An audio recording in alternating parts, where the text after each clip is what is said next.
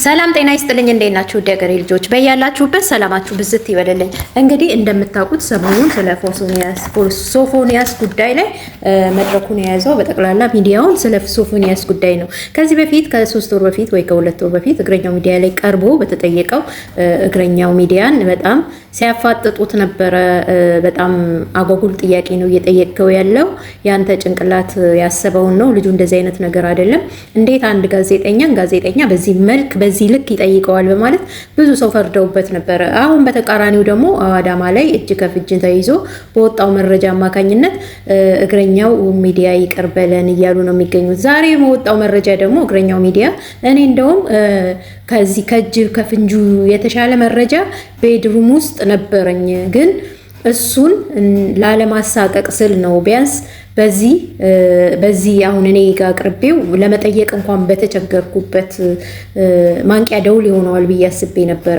እሱ እንደዚህ ሆኖ በሰው ዘንድ ከሚጋለጥ እንደዚህ አይነት አጸያፊ ነገር ሰምተን እሱ አድርጎት ከማይ እንደዚህ ነው ተብሎ እውነቱ ወጥቶ እንዲህ ከማይ እኔ ውሸታም ሆኜ በቀር ይሻለኝ ነበረ።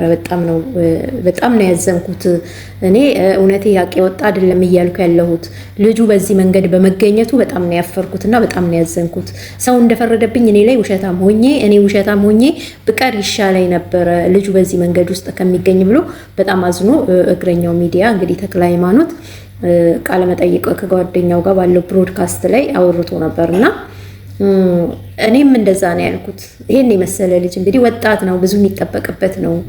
በጣም አጸያፊ ለጆሮ የሚቀፍ ነገር የኛ ጭንቅላት የማይቀበለው በተለይ ደግሞ ኢትዮጵያዊ ሲኮን ይለያል። በተለይ ደግሞ ታዋቂ ሰው ሲኮን ይለያል።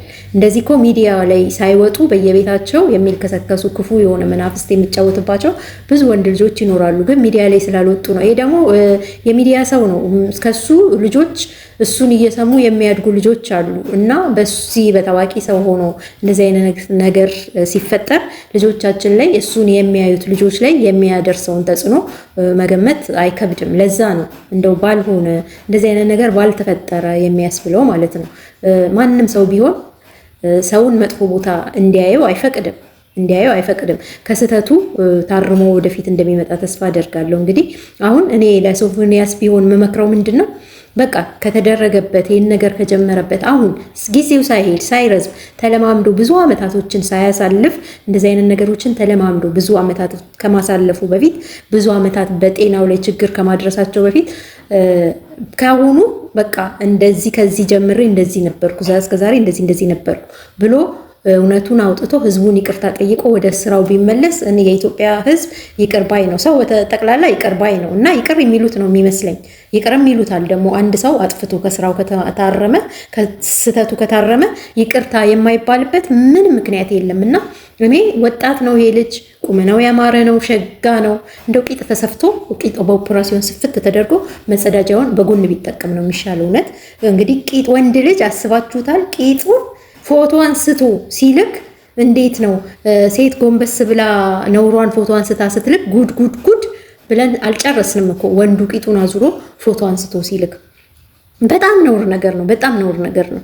ይሄ በወንጀልም መጠየቅ ያለበት። ለምን ወንጀል ነው ኢትዮጵያ ውስጥ እንደዚህ አይነት ወንድ ለወንድ ሴት ለሴት ወንጀል ስለሆነ በወንጀል እንደውም ይወገራሉ። መወገር አያስፈልግም። በወንጀል መጠየቅ ነው ያለባቸው። ሲወገሩ ያስፋፉታል እንጂ ደንግጠው አይተውትም።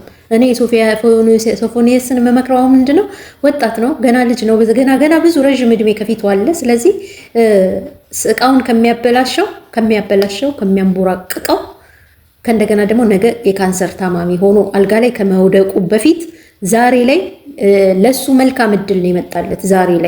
ዛሬ ላይ ሊማር፣ ይቅርታ ሊጠይቅ፣ ሊጸጸት ሰው ባንተ ስለተሳሳተ አለው እኮ እግረኛው ይቅርታ ትጠይቃለህ ወይ ባንተ ስም ስለተሳሳተ ብሎ ሲጠይቀው ምንድነው ያለው? ይቅርታ የሚያስጠይቅ ስህተት አልሰራሁም ነው ያለው። እና እየሰራ ያለውን ነገር አያውቀውም ይሄ ልጅ። እኔ ግራ ይገባኝ። ነገሩ በመንፈስ ነው የተያዘው። አዳዲስ ነገሮች ለመደ። በቃ ምንም የውጭ ድምፅ አያዳምጥም ማለት ነው። ራሱን ትክክል ነኝ ብሎ ነው የሚያስበው። ለዛ ነው እንጂ ከዚህ በፊት እኮ አንድ የምናውቀው ታዋቂ ሰው በዚህ ጉዳይ ሳይሆን በሌላ ጉዳይ ከ666 ጋር በተነሳ ጉዳይ ያለማመደ ያለ ነው ተብሎ ሲባል እኔ በዛ መንገድ አላየሁትም። በዛ መንገድ አይታችሁ ግን የኢትዮጵያ ሕዝብ በዛ መንገድ አይታችሁ እኔን ጥፋተኛ ካረጋችሁ እኔ ሳላውቅ ሳልገነዘብ እናንተ እንድትሳሳቱ ስላረኩኝ ብቻ ይቅርታ ጠይቃለሁ ብሎ ይቅርታ የጠየቀ ሰው አለ። ስለዚህ ብዙዎች አሉ፣ ከአንድም ሁለት ሶስት በእንደዚህ አይነት ይቅርታ የጠየቁ አሉ። በወንድ ለወንድ አይደለም፣ በሌላ በ666 ምናምን በሉሲፈር ምክንያት ማለት ነው። ስለዚህ ይሄ ደግሞ እንጂ ከፍንጭ እኔ ይሄንን ጥያቄ ስጠይቀው እጄ ላይ መረጃ ነበረ። እጄ ላይ መረጃ በትክክል መረጃ ነበር፣ መረጃም ማስረጃም ነበረኝ ቤድሩም ውስጥ የተገኘ። እኔ እርግጠኛ ስለነበርኩ ነው ስጠይቀው። ለመጠየቅ እንኳን ሙሉ እንትን አላልኩም፣ ግን ያንን እየፈራሁኝ ያንን በጣም እየቀፈፈኝ ለተጠየቅኩት እንኳን ደጋግሜ ግልጽ አድርጌ አይደለም የጠየቅኩት።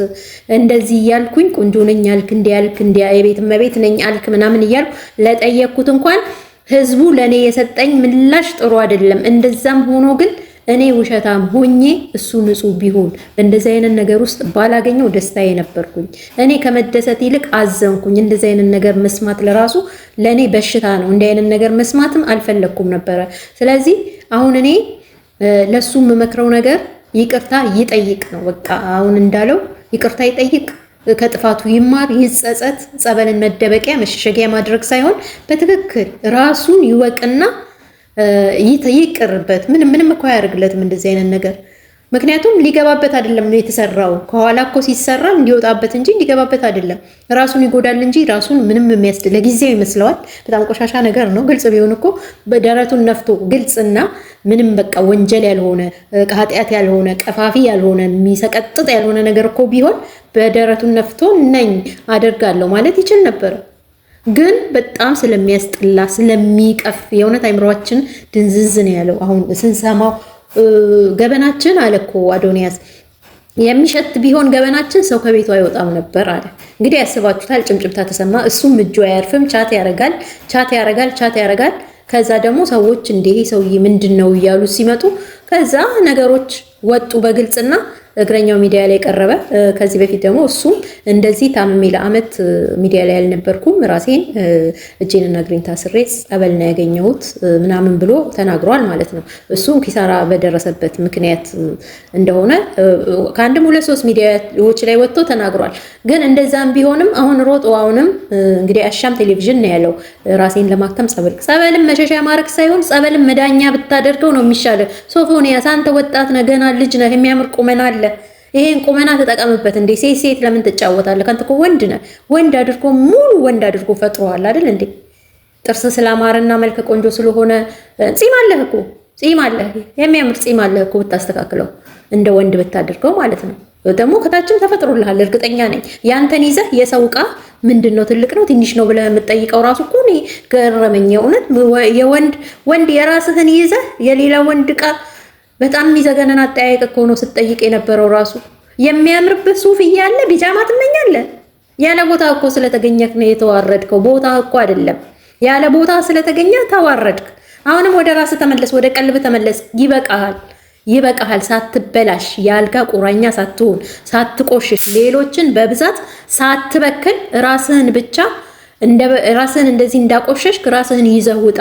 አንተ ስትወጣ ልታበላሻቸው የታሰቡትም ወጣቶች ይድናሉ። አንተ ልትደርስባቸው ቻት እያረግ የምታናግራቸው ወንዶች ራሱ ይድናሉ። አንተ እኮ ነገ ገንዘብ ብታገኝ እኮ በገንዘብህ ልትገዛ ሁሉ ትችላለህ። ስለዚህ ይቅርብህ። በቃ ከዚህ ጋር በቃ ልትለውና በቃ ራስህን እንዴ ይሰፋ፣ መሰፋትም ካለበት ይሰፋ። በጎን ትጸዳዳለህ። ሰው ታሞ ተሰፍቶ በጎን ይጸዳዳ የለ እንዴ?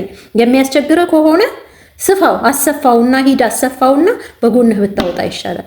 የሚወጣበት እንጂ የሚገባበት እኮ አይደለም። እግዚኦ ማርና ክርስቶስ። ለማንኛውም ሰብስክራይብ፣ ላይክ አድርጉ። ከዚህ በፊት ስለሱ የለቀኩትን ቪዲዮ ዲሞኒታይዝ ተደርጎብኛልና እስቲ ላይክ፣ ሼር፣ ሰብስክራይብ አድርጉ።